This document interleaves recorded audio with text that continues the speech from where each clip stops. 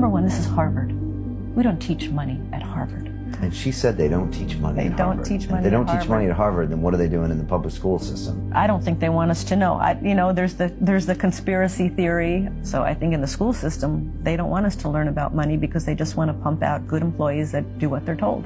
I mean, if you look at school, it's opposite of what it takes to be successful in real life. Don't make a mistake. Do as you're told. Take tests by yourself. Don't cooperate. Do it by yourself. Do it on your own. And there's only one right answer. When asked on their first date by her now husband Robert Kiyosaki what she wanted to do with her life, Kim Kiyosaki said she wanted to be an entrepreneur, but she didn't know anything about entrepreneurship.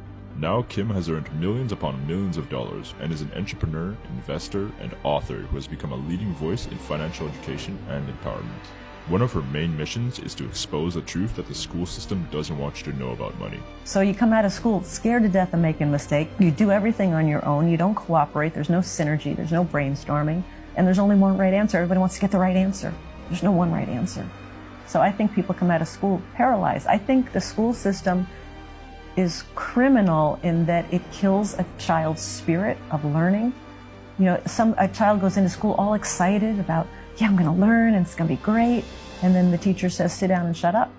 Don't talk. We don't care what you're interested in. I was talking to a woman the other day. She's just as you're saying, highly successful doctor. Very, very successful.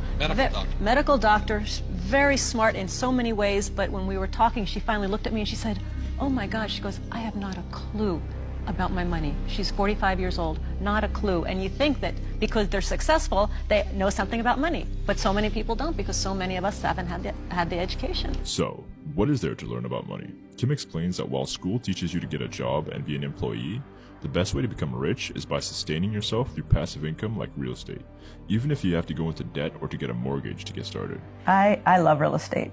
And I started back in 1989 with a little 2-bedroom, 1-bath house. You know, and back then it was $45,000. And I had to put down $5,000, which I didn't have. And I was scared to death. And what if I lose money? And what if I make a mistake?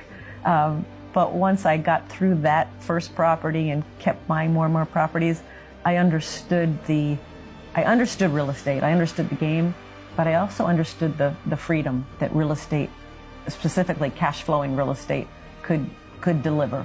Eventually, by generating enough money through passive income, you can become financially free. Robert and I were financially free in 1994. I was 37, Robert was 47. And everybody kept asking, how did you do it? How did you do it? And they all assumed we had millions of dollars. And we did not have millions of dollars. We had $10,000 a month coming in every month from our investments, which were primarily real estate. But our living expenses were only $3,000. So that was always our formula, to have your passive income from investments greater than your living expenses. At that point, you're free. Even after she became financially free, Kim didn't stop working. She has mentioned 2 different reasons for this.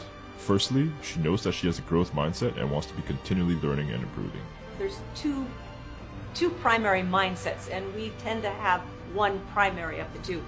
One is the fixed mindset. So a person with a fixed mindset basically says, I was born with this much intelligence. I'm going to stay with this much intelligence. I know as much as I know, and that's it. But I'm smart.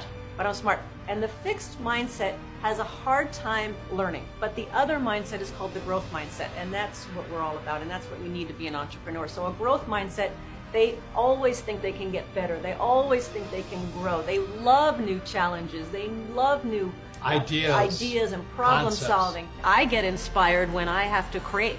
When I get put in a position where I need to create something new, not contract. I want to be bigger than I am, not less than I am. And I think people are being taught to be less than they are instead of inspiring people to be more than you are.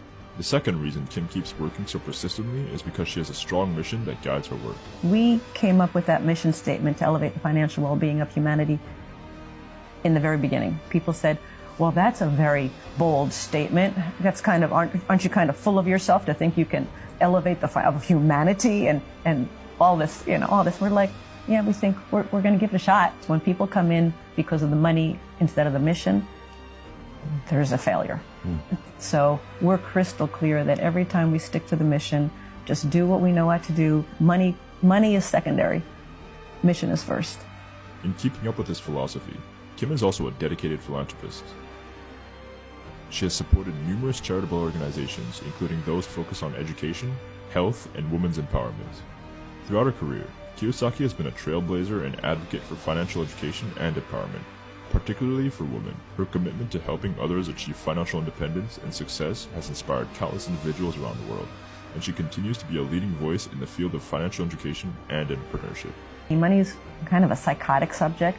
Everybody's got all these crazy ideas and beliefs, and money is the root of all evil, and only rich people are corrupt, and all these crazy ideas. It's just money.